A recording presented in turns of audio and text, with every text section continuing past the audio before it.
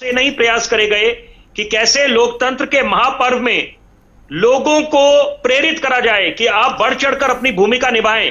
अपने हक के लिए तो हम सड़कों पर निकल जाते हैं, तो यहां पर सबका दायित्व बनता है। तो यहां पर उसका हम लोग अलग अलग आंकलन करें कि हम बोले गर्मी है, तो ऐसी बात तो नहीं है। गर्मी हो, बरसात हो, तो हम लोग अपने काम करते हैं, शो मस्ट गो ऑन। तो यहां पर 5 वर्षों में एक बारी आपको मौका मिलता है, एक आम नागरिक को, देशवासी को, कि यहां पर आप अपनी भूमिका निभाएं, ये जिम्मेदारी बनती है। तो मुझे लगता है ये बड़ा चिंता का विषय है। इसके पीछे क्या कारण है वो तो 4 जून को तय होगा कि ये इससे किसको फायदा होता है, किसको नुकसान होता है। बहरहाल लोकतंत्र के लिए, क्योंकि हिंदुस्तान विश्व का सबसे बड़ा लोकतंत्र है, तो पूरे विश्व की निगाहें हिंदुस्तान पे हैं कि यहां पर हमारा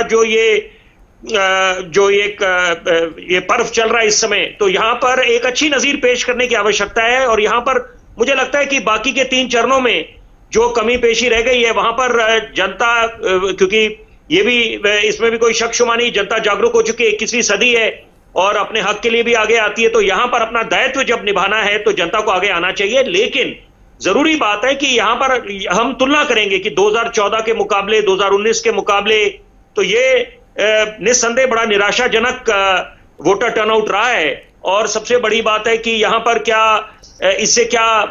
इसका क्या निष्कर्ष निकाला जाए, जनता क्या, क्योंकि अमूमन संजय जी देखा जाता है कि जब एक सत्ता के खिलाफ अगर बढ़ चढ़ के वोट होता है तो वहां पर बोला जाता है कि ये एंटी इनकम्बेंसी के खिलाफ है।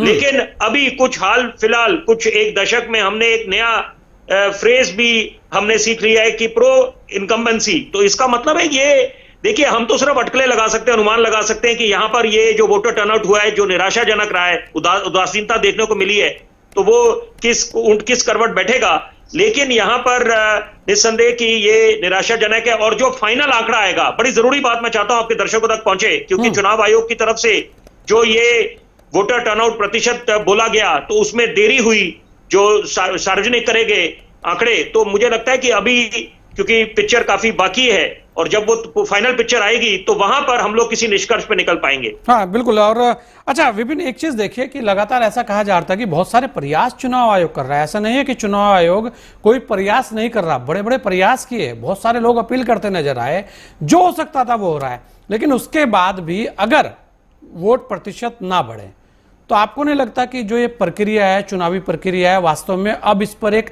नए तरीके से बहस होनी चाहिए, नए तरीके से अब इसके लिए कुछ ना कुछ ऐसा होना चाहिए कि लोग आखिर आए और अपना जो वोट है वो डाले। उसके लिए कहीं ना कहीं चुनाव आयोग को भी कुछ सख्त निर्णय लेने चाहिए, या सरकारों को सिफारिश उस तरीके से करनी चाहिए। क्योंकि आप देखिए, अगर आज हम बिजली फ्री, पानी फ्री, खाना फ्री, सब चीजों के लिए तो लाइन लगा लेते हैं, लेकिन जहां आपको वोट देने की बात आती है तब आप कहते हैं कि नहीं, आज तो हमें समय नहीं था।